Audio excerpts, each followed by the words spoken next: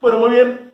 Vamos a comenzar un nuevo ciclo de entrevistas a través de Gol de Oro.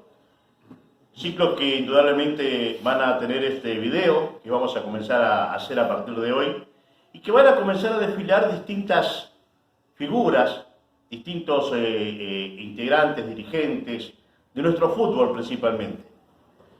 Y este es el inicio de lo que vamos a comenzar.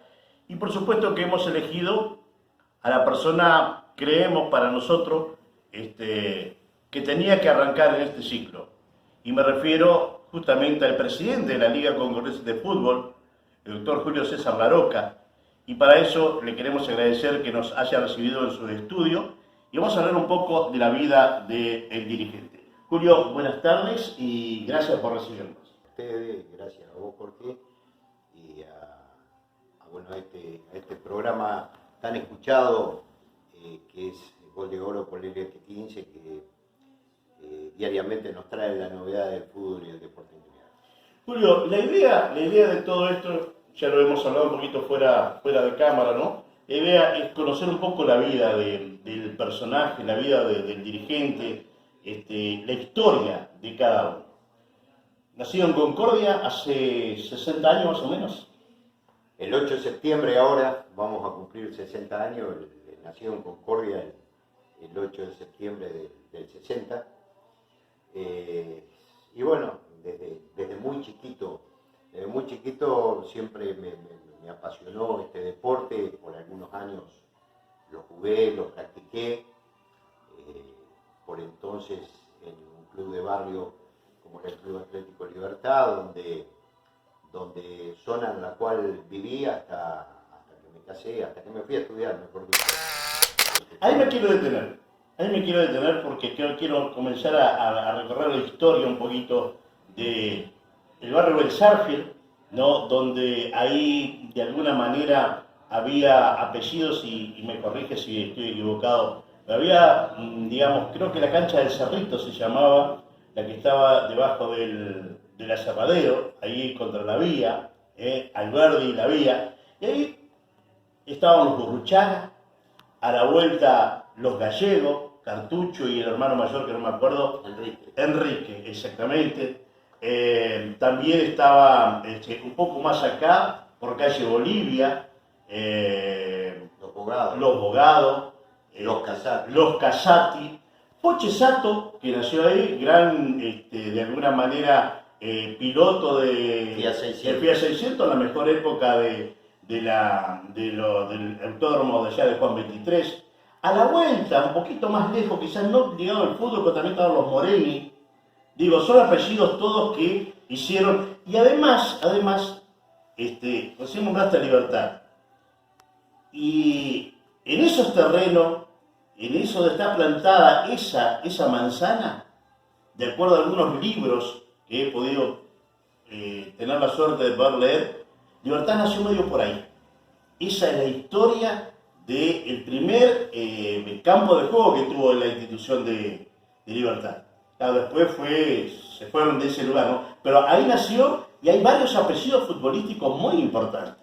Hay varios apellidos que allá por fines de los 60, principios de los 70, practicaron todo fútbol en el Club Atlético Libertad, bajo las órdenes en su momento de don Cornú, de don Beto Garcilaso, el hombre que arriaba, por decir de alguna manera, a los juveniles, y que era una biblioteca andante, era Héctor Emilio Carinche en su Torino color beige, que vivía en calle Estrada entre Bolivia y Colón. Sí. Y después había un montón de apellidos que recuerdo: Ortiz, que era un arquero de una categoría superior a la que teníamos nosotros, en infantil o en la sexta, Mario Legarreta, quien está hablando, Cartucho Gallego, los dos hermanos Burruchaga, no Adriano también, que vivió en la esquina de los Andrea. Colacho fue arquero. Colacho Andrioli. Sí.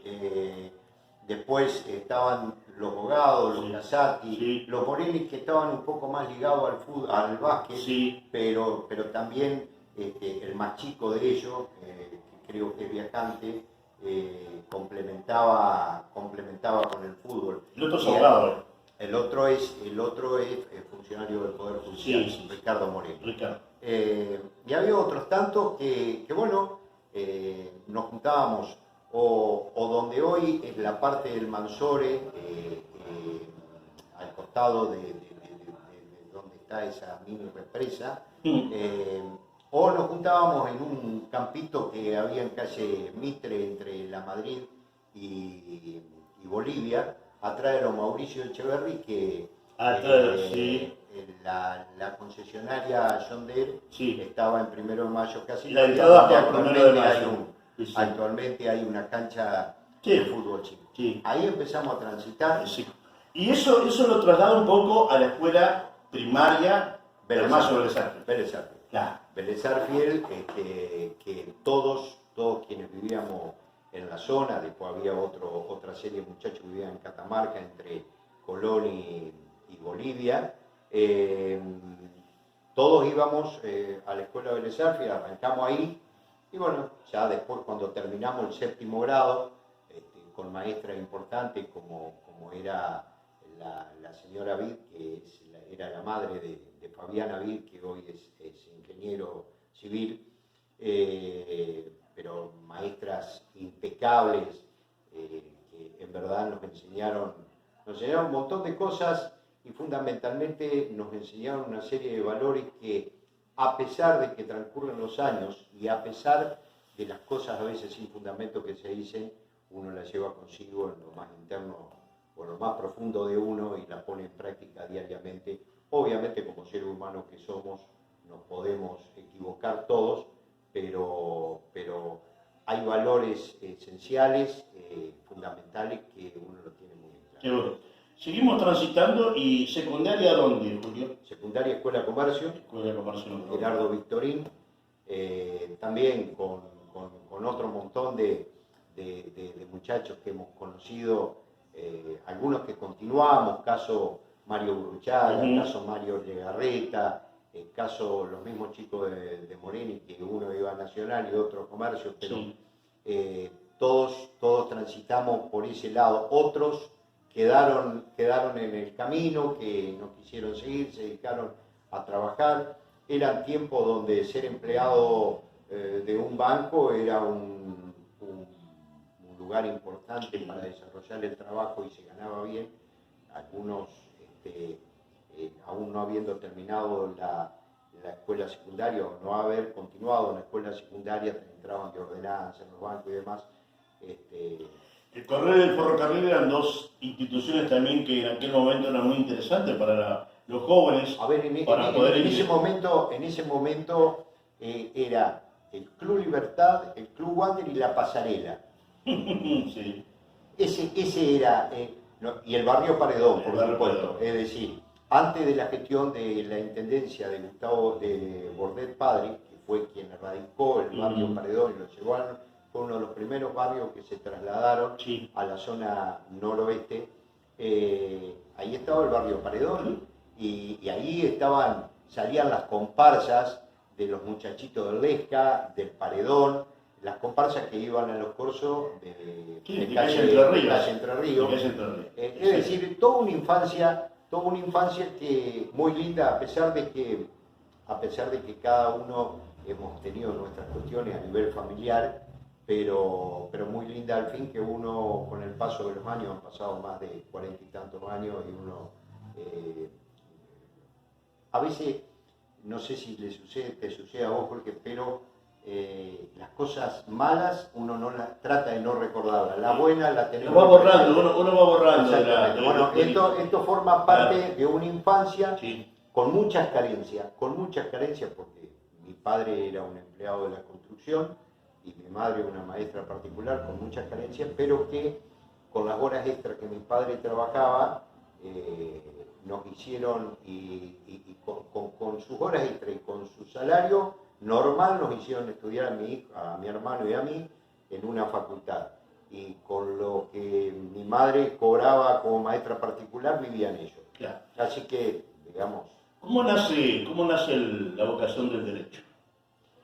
Porque uno Desde llega muy a chico. 18 años, ¿no? Termina la secundaria y Sí, ¿ahora qué? sí, no, pero si vos hablas con compañeros míos y algunos que somos muy amigos hasta el día de hoy, tanto de la primaria, del fin de la primaria como de la secundaria, según dice mi padre que, ¿cómo te llamás vos? Culo teta la loca, y qué vas a hacer? Abogado. Ah, ok. Entonces, evidentemente ya la vocación la tuve desde siempre y bueno, no dudé en lo más mínimo. Cuando me recibí en el año 78 de perito mercantil, bueno, lo más cerca, lo más accesible Ujú. era ir a Santa Fe y de hecho, bueno, eran épocas que se rendían cursos de ingreso, eliminatorios, Claro. año 79, y bueno, y ahí arrancamos la carrera del derecho. ¿Cuántos años llevo? En verdad, efectivamente, la hice, fue años 79, 80, 81 y 82 hice la colimba con Malvina de por medio, y después hice 83, 84 y ya para julio del 85 me quedaba una materia y media, que en diciembre del 85 me recibí 5 años. 6 años con el año de Colimba. 6 años con el año de colimba, 5 años efectivamente. De efectivo. Muy bien, y después de ahí, porque es otra de las preguntas, ¿no? Llegamos hasta aquí y ahora qué, Concordia, me quedo en Santa Fe, me vengo, Bueno, hay que elegir el destino, ¿no? Porque ahí ya comienza uno a marcar. Fíjate vos cómo son las cosas. Allá por el año 80, principio de 85, antes de que gane el doctor Raúl Alfonsín,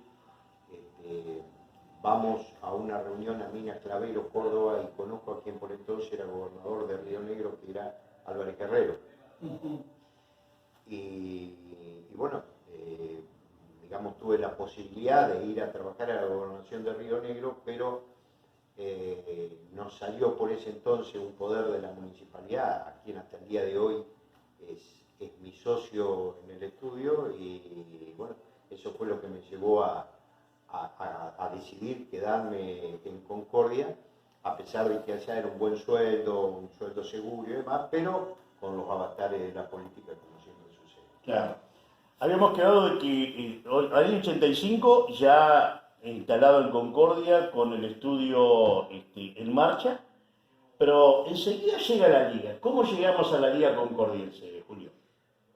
Bueno, es una historia porque por ese entonces Ricardo Rettori era el presidente de la Liga Concordiense del Fútbol. Sí, señor. Fue el momento en que nos incorporamos con Ricardo Algar, con mi socio, como miembro del Tribunal de Disciplina. Así arrancamos la liga. Primero estuvimos como miembro del Tribunal de Disciplina, después estuvimos como secretario, después estuvimos como vicepresidente y después estuvimos como presidente. ¿Fuiste vicepresidente de Ricardo Algar? Fui vicepresidente de Ricardo Elgar. Ricardo Elgar fue el que lo sucedió a Rettori. Claro. Y después estuvo Tito Spinelli, después estuve yo, y eso, año 87, hubo un suceso acá en Concordia, que es la muerte de una enfermera en Cancha de Sarmiento. Me acuerdo. En la época que Spinelli era el presidente de la Liga Concordiense de Fútbol. Eso dio lugar a un juicio que llevó unos cuantos años, que desemboca cuando Sergio Daniel Uribarri era presidente de la Liga, que habíamos agotado todas las instancias judiciales, allá por el año 93 más o menos, 93, 94, y que yo era su vicepresidente.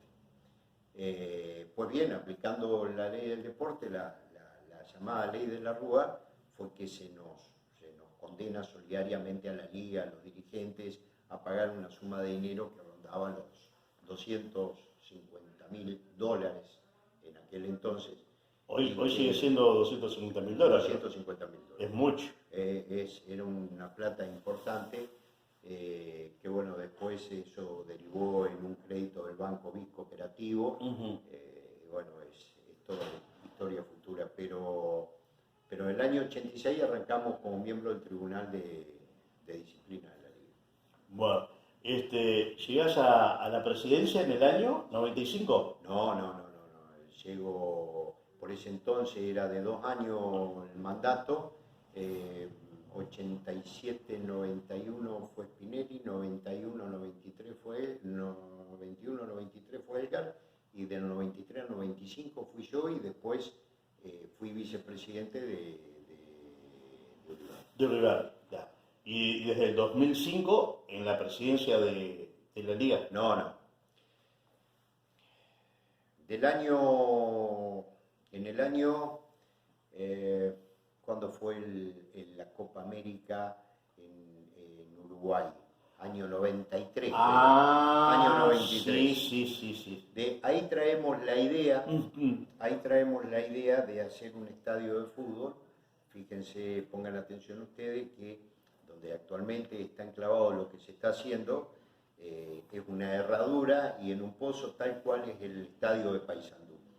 En el año 93 trajimos esa idea, y en el año 94, que fue el único dinero que se recibió de Nación, en épocas que era senador nacional Augusto Alsina, nos trajo un aporte del Tesoro Nacional de 80.000 pesos o dólares por aquel entonces, que fue con lo que arrancamos las obras que después tantos problemas nos trajo. Muchos problemas, ¿no? Eso es una cuestión de que, bueno, se habló muchísimo en Concordia. Se mezcló absolutamente todo, es decir, primero que se hablaron cosas falsas, que no obedecen a la realidad de los hechos. Es que en ese momento los recibos del constructor dado eran recibos que no reunían las formalidades de la FIP.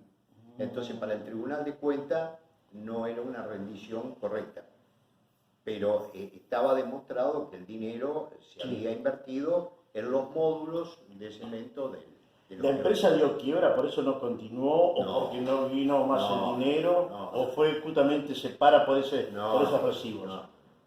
Año 1995 están las elecciones provinciales. Esta historia del estadio había comenzado en el 99-2001, esta historia del estadio, y después era sabido que no se puede construir un estadio de fútbol como estaba ideado en función de aquella maqueta que hubo por mucho tiempo en la liga, con dinero del fútbol, porque el fútbol no genera dinero ni siquiera para hacer un arco. Entonces, esto era con aportes provinciales o nacionales, como años después se hizo el Autódromo de Concordia. El Autódromo de Concordia no fue con recursos generados por el autódromo, fue con aporte, si mal no recuerdo, de la CAFE, que se realizaron las obras que se realizaron. Bienvenido sea, en buena hora. La idea que nosotros teníamos, que un buen estadio de fútbol no solamente servía para jugar al fútbol, sino estaba destinado y diseñado originalmente para realizar distintos tipos de espectáculos para la sociedad y que generen recursos para ser utilizados por el fútbol, que no es lo que se está haciendo actualmente. Lo que se está haciendo actualmente no obedece al modelo original, al proyecto original, sino es un proyecto que ha sido modificado, desconozco por quién, pero lo que sí puedo asegurar es que lo que se está haciendo en ningún momento el fútbol fue consultado. Por eso que uno el arco norte, digamos, como estaba ubicada la maqueta, el arco norte no tenía tribuna, era para justamente liberar y ahí poder armar cualquier tipo de escenario para cualquier otro tipo de espectáculo. El arco sur. El arco sur. El arco sur. Sí, tiene razón, el arco sur. El arco sur, sí. Detrás del arco sur, sí. que estaba diseñado con un muro natural de cañas, y detrás de ese muro era la playa de estacionamiento. Claro. Y estaba diseñado para ahí hacer o colocar o instalar los escenarios con toda la herradura de gente que actualmente y desde aquel entonces tiene capacidad para 15.000 personas. Claro. Bueno, ahora parece que lo iban a comenzar de nuevo. Me acuerdo hace 4 años.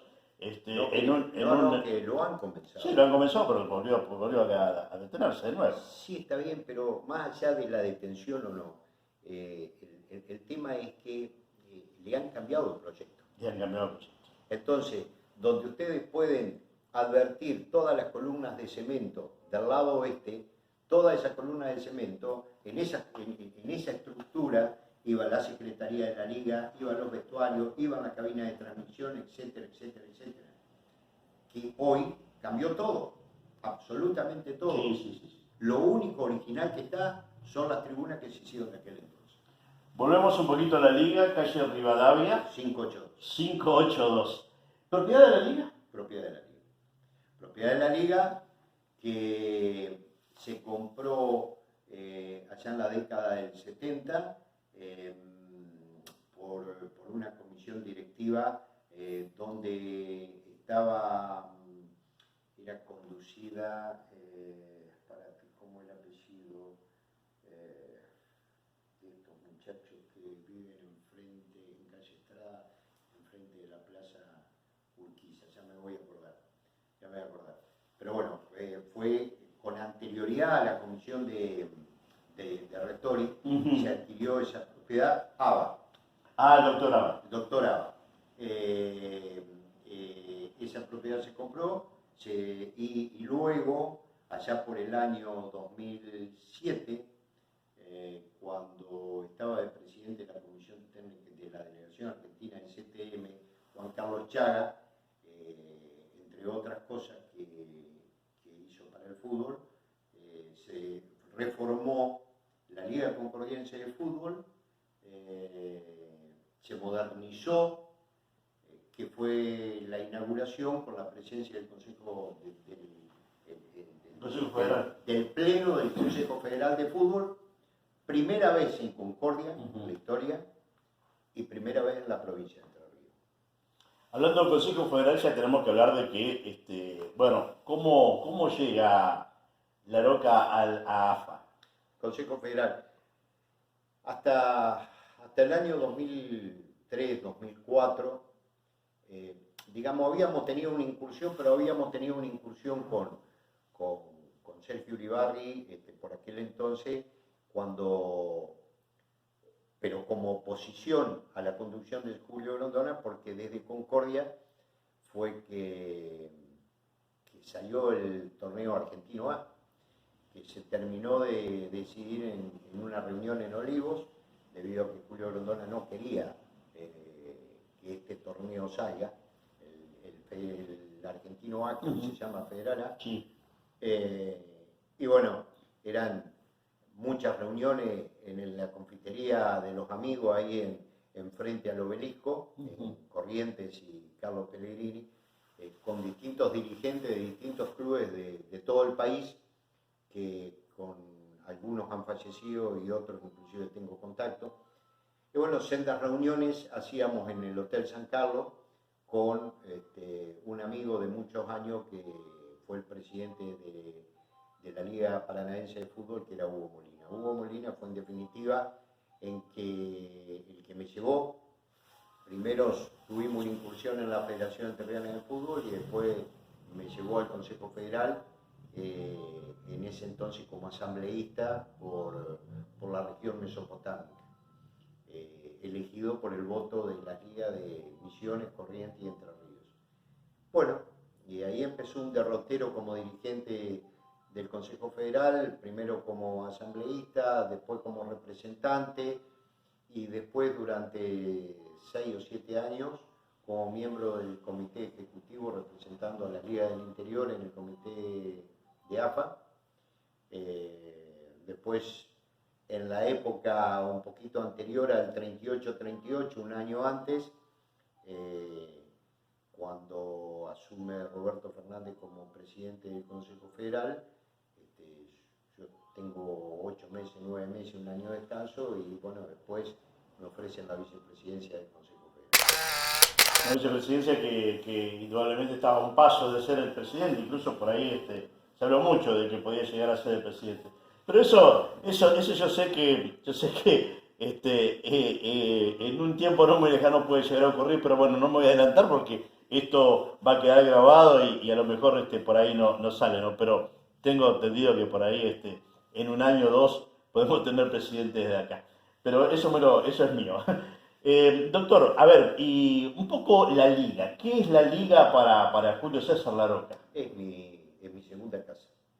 Es mi segunda casa en mi vida. Muchas veces he tenido discusiones en el buen sentido de la palabra con mi esposa, porque me dice, ¿qué necesidad de seguir?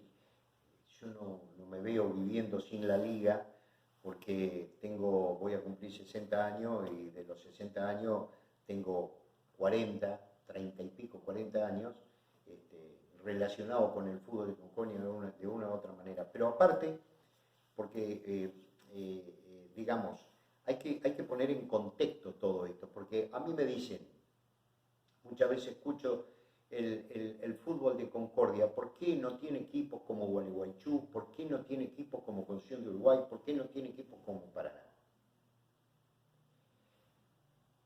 Si a Concordia, para tener un equipo en un torneo nacional, me hubiesen dado el 20% de lo que le dieron a Patronato a lo largo de muchos años, y de la polenta que se puso para que Patronato esté en el lugar que esté, y no me parece perfecto, pero nosotros tenemos la materia prima para hacerlo. Ahora, hemos tenido distintos gobiernos a lo largo del periodo de la democracia argentina, gobernadores de Concordia, pero no hemos sido capaces de hacer una cancha de fútbol. Eso es una... No hemos sido capaces, no porque el fútbol no lo haya requerido, no hemos sido capaces de hacer una iluminación, no hemos sido capaces de hacer un piso, y no hemos sido capaces, en definitiva, de colocar a Concordia en el contexto que debe estar la ciudad de Concordia deportivamente hablando, teniendo toda la relación dirigencial con la casa madre del fútbol argentino.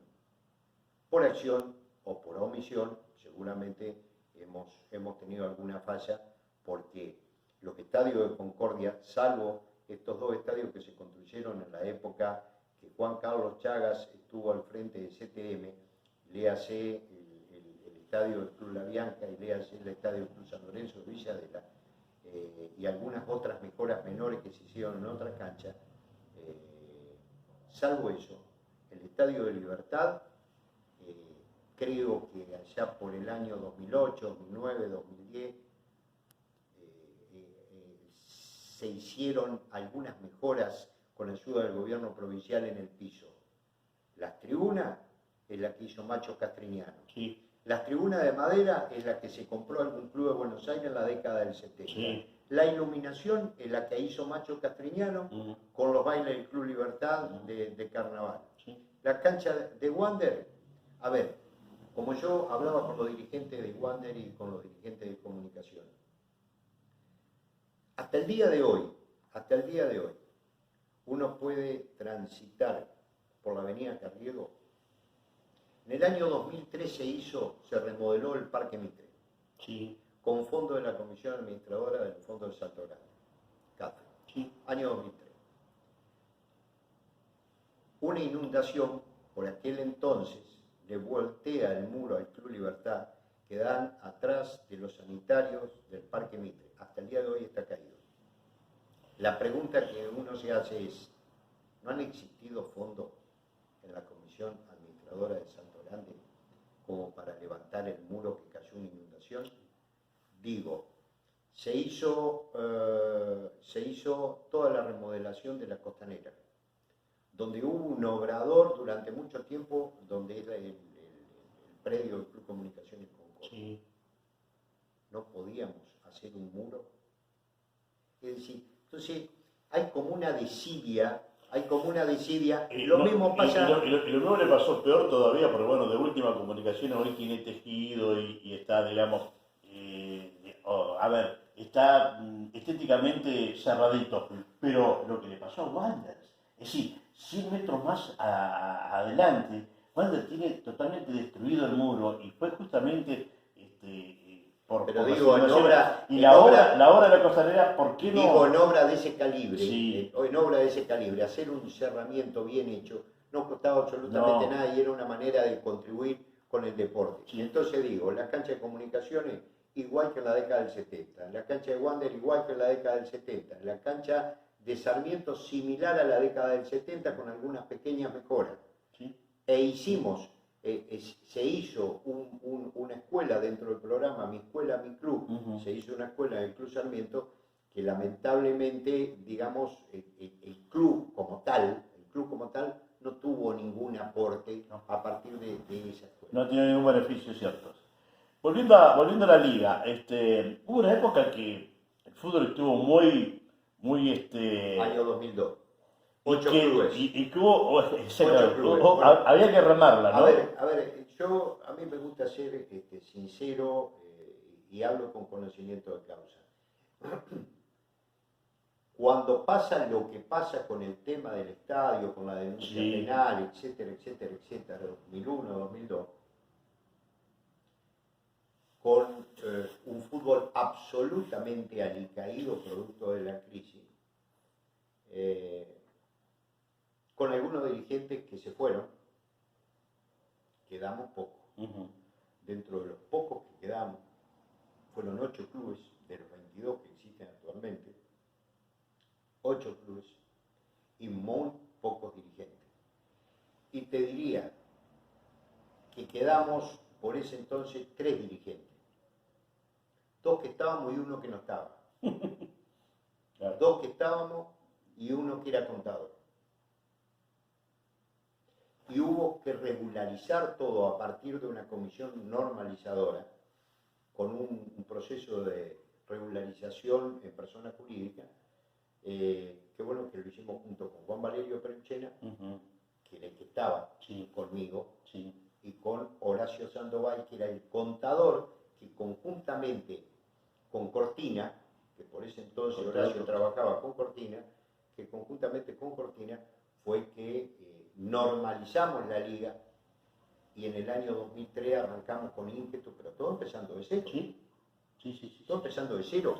Y en una situación de escasez absoluta. Acá nunca hubo dinero. Nunca. Y vos lo sabés por qué. Nunca hubo dinero. No es que acá teníamos plata para repartir. Teníamos pobreza para repartir.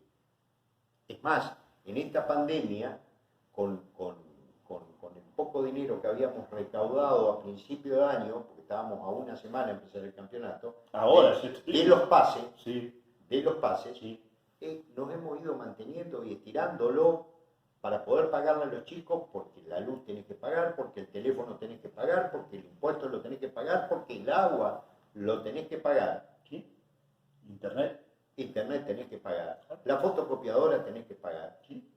Entonces, hay todo gasto y recordemos que los clubes hace bastante tiempo que no pagan un centavo para ser federados en la Liga Concordiense de Fútbol. Porque Es la pregunta del millón que yo tengo para hacerle a Julio César Larroca. ¿Por qué decidió de que los clubes no paguen y tomar ese dinero que viene? Porque es muy simple, porque si vos a valores de diciembre del año 2019 vos te dan un subsidio de 60.000 pesos por mes, lo dividís dividido 22 clubes, son 2 pesos con 50.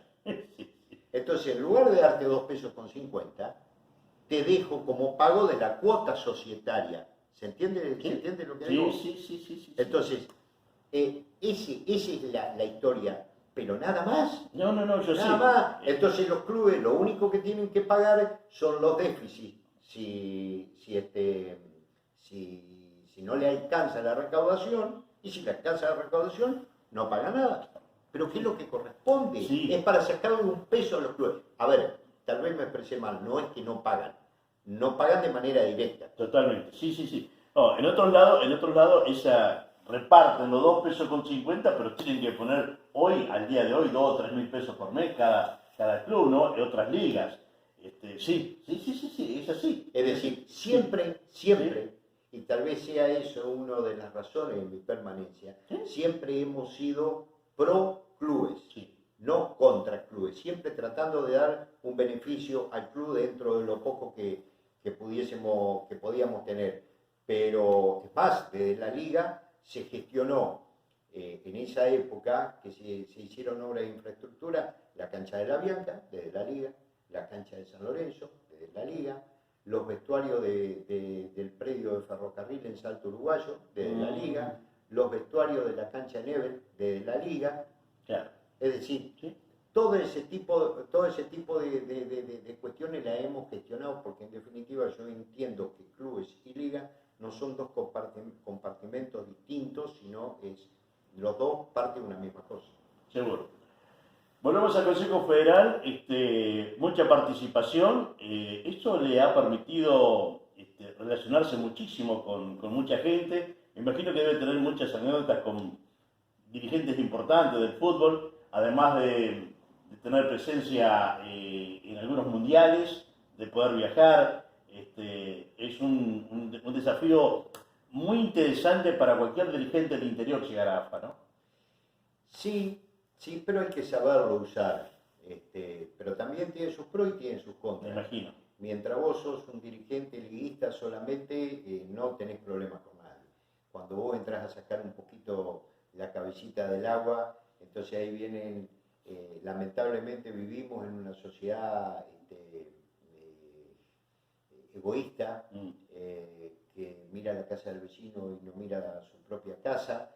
Entonces cuando ven que un referente deportivo va escalando, en lugar de tratar de sacar beneficio de ese, entre comillas, ¿no?, de ese dirigente, tratan de voltearlo. En definitiva, es lo que lamentablemente ha pasado y no se ha sabido explotar a la dirigencia de la provincia de Entre Ríos, que como debería habérsela explotado en el buen sentido de la expresión en la Asociación del Fútbol Argentino. Mirá,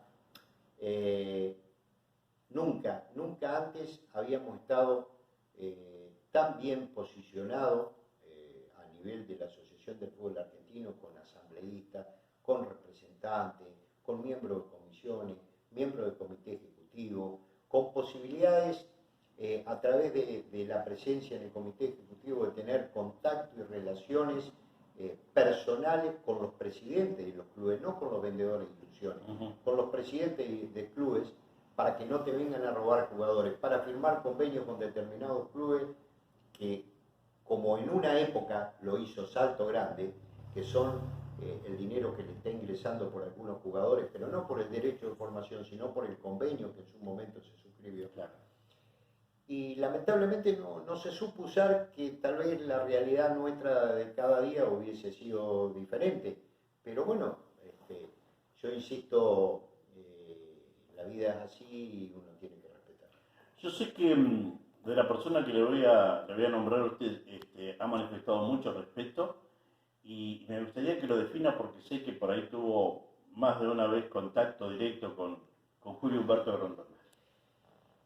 Lamentablemente, en una definición no puedo ser objetivo, porque era una persona que durante muchos años, a la 1 de la tarde los días martes, me juntaba con él y tengo un montón de anécdotas, pero era un tipo, hablando con él y en función de consideraciones de un montón de cuestiones que no se dicen de esa persona. Claro. Es decir, se dicen lo que se presume, se dice lo que se supone, porque lamentablemente no se dijo absolutamente nada más por el fallecimiento y porque se extinguió la causa hacia él por su fallecimiento. Pero hace muy poco tiempo Cherky Vial lo definió en alguna nota en Infobae, y creo que dio la definición correcta de lo que era este personaje del fútbol, que durante muchos años fue presidente de la Asociación del Fútbol Argentino. Era una persona común, era una persona normal y era una persona, a mi criterio, totalmente íntegra, más allá del pensamiento que cada uno pueda llegar a tener. Yo lo conocí, y lo conocí en distintos aspectos, en distintas facetas. Imagínate vos que la carta de presentación mía con él fue cantando un tango. Alguna vez lo han comentado. Tenía presencia natural, era líder natural. Como no lo he conocido, no he conocido otro líder natural. Por eso, Porque aparte no es un líder que cooptó a la gente de Argentina. Es decir, es una persona que fue vicepresidente de la FIFA, senior, tesorero de la FIFA, y no sabía idioma. claro, no sabía. No sabía idioma. Sí. Esto es real. Acá muchos dirigentes de la Argentina han tenido la posibilidad de estar en el Tribunal de Disciplina de la FIFA, del Tribunal de Ética de la FIFA, de estar en distintas comisiones de la FIFA, gracias a la presidencia de Grondona.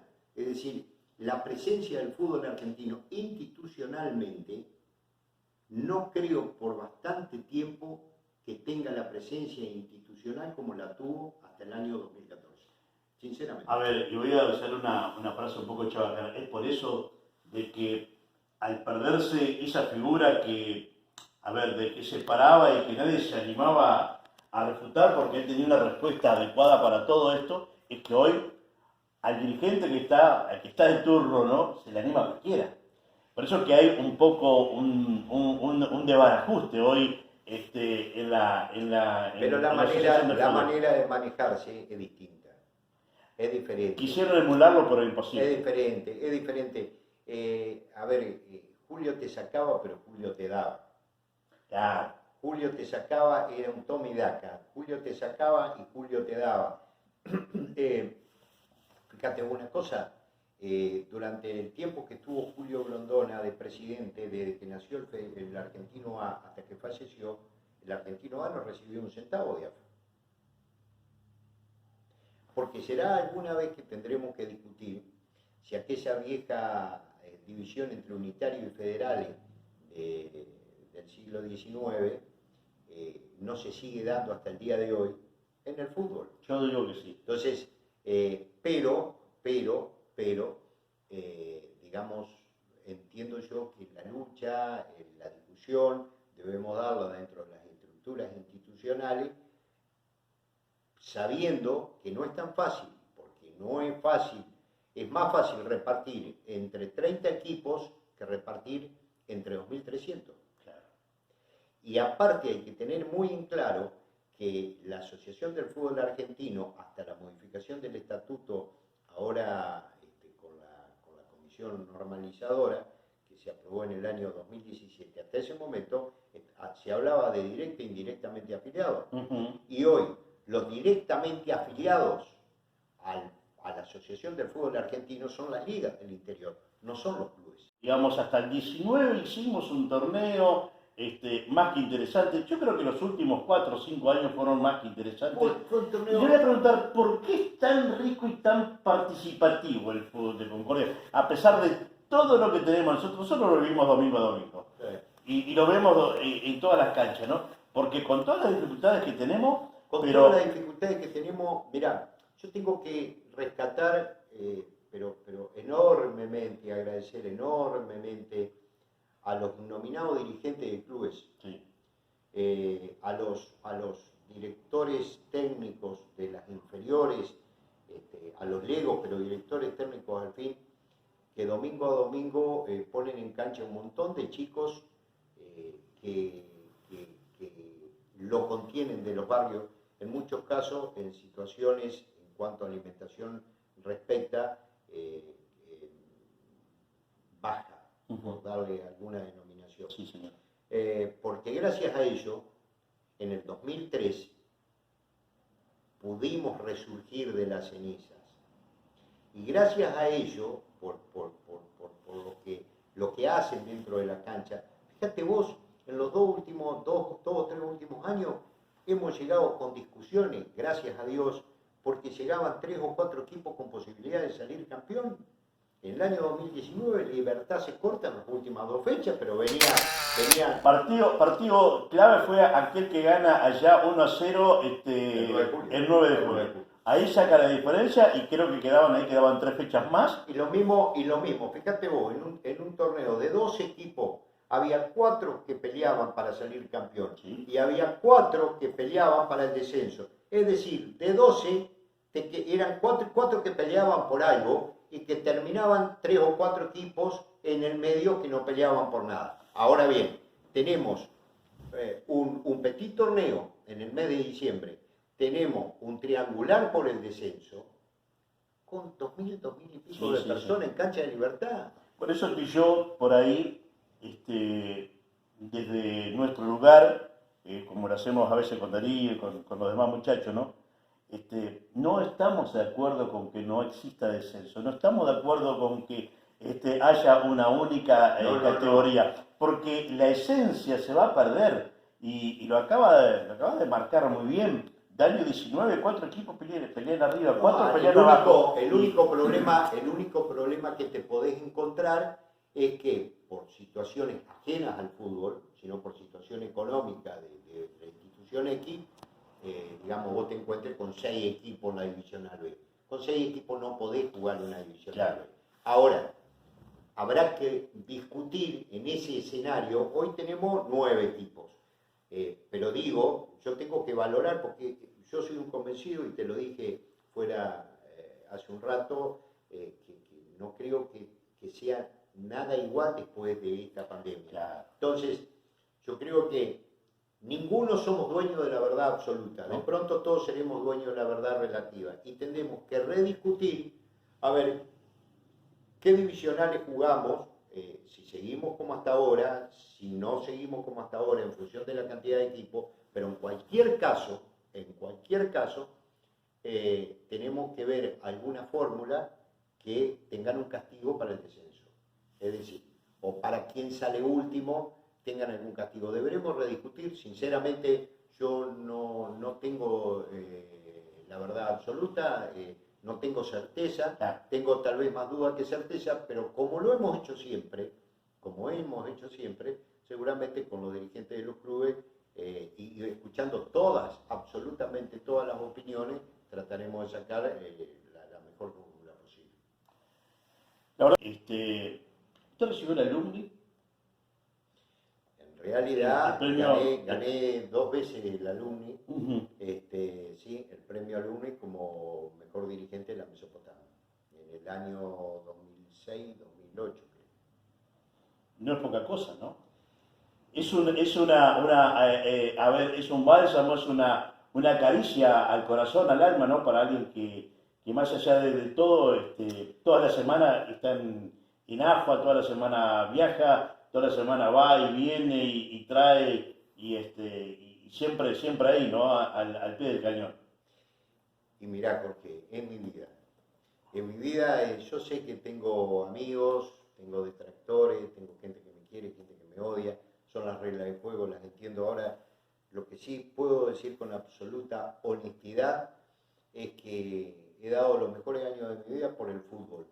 He tratado de ayudar en lo que he podido ayudar, he tratado de hacer lo que he podido hacer, he tratado, y creo que en parte lo hemos conseguido, que Concordia se lo conozca en el concierto nacional como nunca antes se lo había conocido.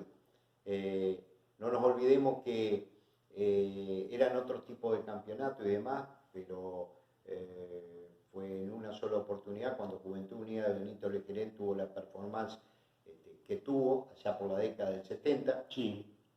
Después nunca más. Sí. Después fue con Wander del 93, que terminamos perdiendo en Catamarca, eran otro tipo de torneo, y después fue el Colegiales que ascendió y que tanto orgullo nos dio, que recorrió el conocimiento de Concordia en todo el país, porque hemos ido a jugar a lugares muy recónditos. Dirigencialmente creo que hemos tenido logros importantísimos. Antes Entre Ríos era Paraná, hoy Entre Ríos es Paraná y Concordia.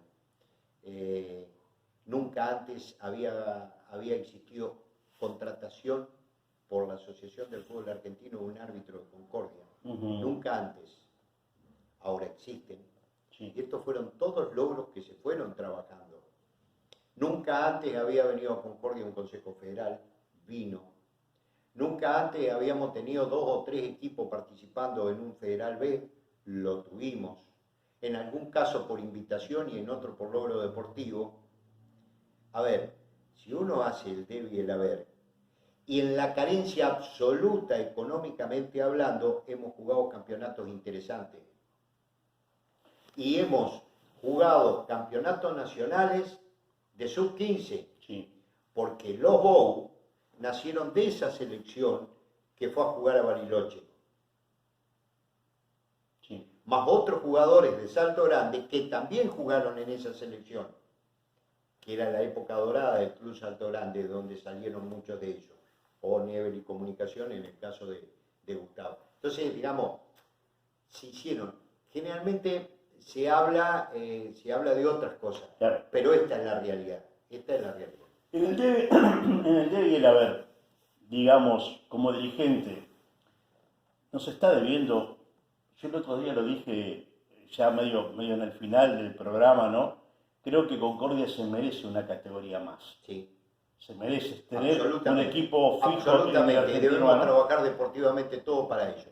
Pero en la medida que el gobierno provincial y municipal no hablen el mismo idioma que el fútbol, nunca lo vamos a tener. Porque el problema no es el equipo, el problema es la infraestructura. Sí. El problema no es el equipo, el problema son los recursos. Claro. Porque ustedes me preguntarán, ¿y por qué Gualeguaychú lo tiene Juventud Unida de Gualeguaychú que jugó en Nacional B? Muy simple, porque Juventud Unida tiene una comparsa y tiene los corsos donde generan los recursos. ¿Por qué Gimnasia y Esgrima de Concepción del Uruguay hace tantos años que está jugando, cuando empezó igual que nosotros, Sí. en el Argentino A? Porque en la época de José Laurito fue cuando se lo invitó, al igual que Ferrocarril de Concordia y al igual que Patronato de Paraná, a jugar en el Argentino A. Porque hay empresas privadas y hubo un gobierno municipal presente. Y vos me dirás a mí, ¿y qué pasa con Concordia? Bueno, lo mismo sucedió en Paraná. ¿Y qué pasa con Concordia? A ver, el día que no entendamos, esta es una opinión personal, Sí. hasta el momento que no entendamos que una vez por todas, para no hacer comparaciones odiosas, por ejemplo, con otras localidades más chicas. A ver, Concordia tiene termas, tiene termas. Federación tiene termas, tiene termas.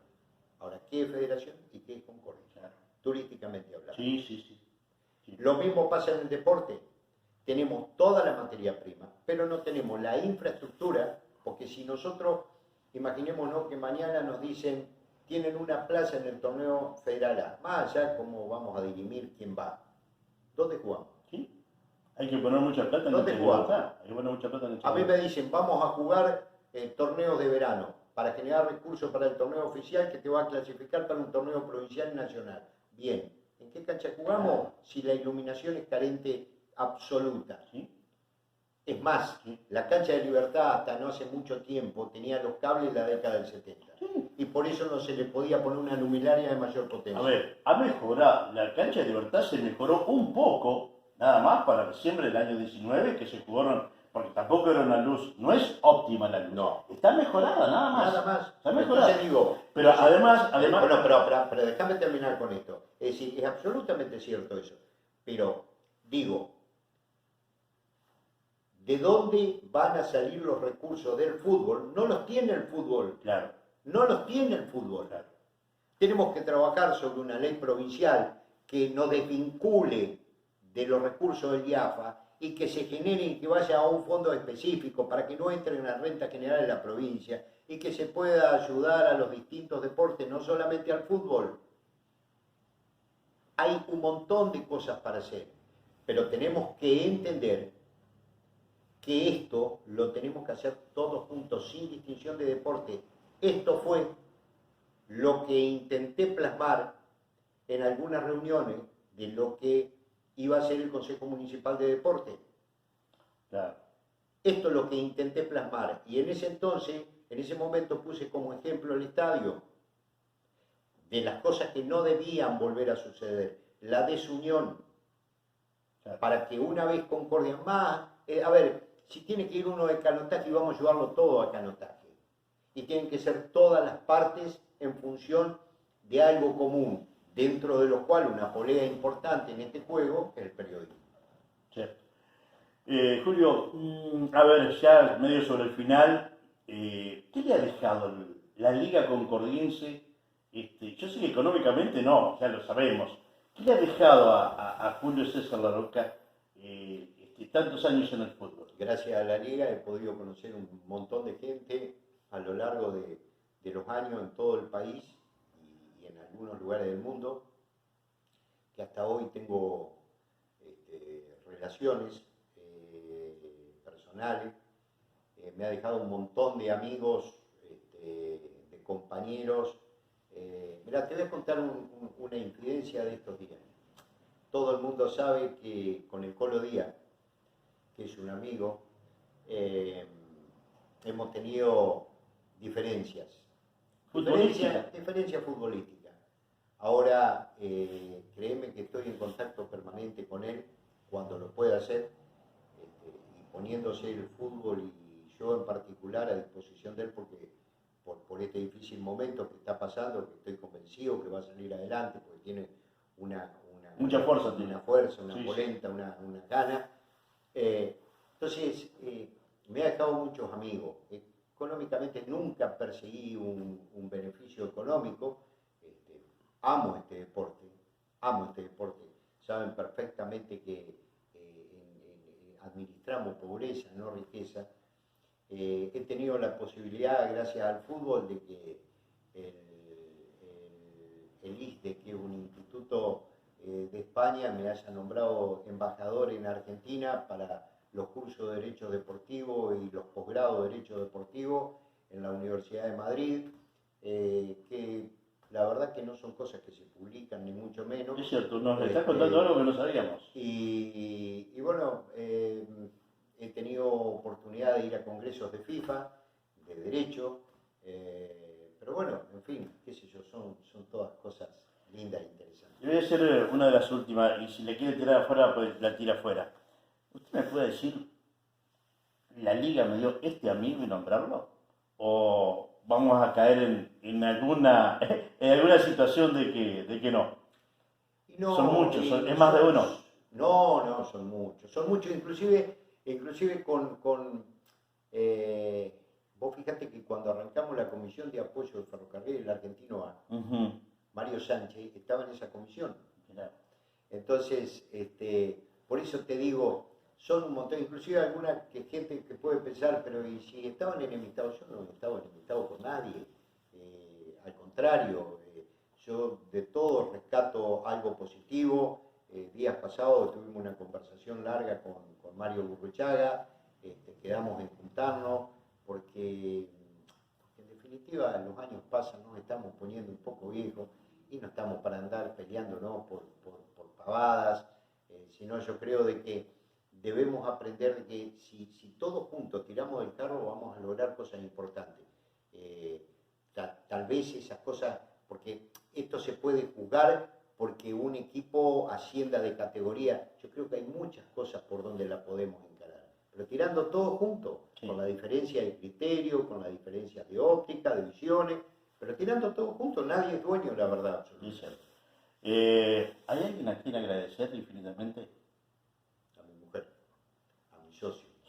Que se bancan todo. A mi mujer, a mi socio, con Ricardo hace 30 y tantos años, del año 86, que estamos juntos, hemos pasado momentos muy difíciles, muy complicados desde el punto de vista personal, y tanto él como mi mujer, como mis hijos, me han acompañado en todos esos momentos, me han hecho el aguante, digamos, respetando una locura, como les puede pasar a ustedes, que todos los domingos a las 12 del mediodía se van a una cancha y dejan de estar con su familia. Lo mismo nos pasa a nosotros y bueno, a ellos, pero en un agradecimiento más amplio, tengo que agradecer a todos y cada uno de los dirigentes que han pasado por los distintos clubes de Concordia, que me han dado la posibilidad de ser lo que fui y de ser lo que soy y de haber tenido el recibimiento en determinados lugares que nunca en mi vida pensé tenerlo. Ejemplo, 3 años seguidos, martes, 1:30 de la tarde, tomar un café con quien era el vicepresidente de la FIFA no es una cuestión No, común. de todos los días. Julio, muchísimas gracias. A ustedes.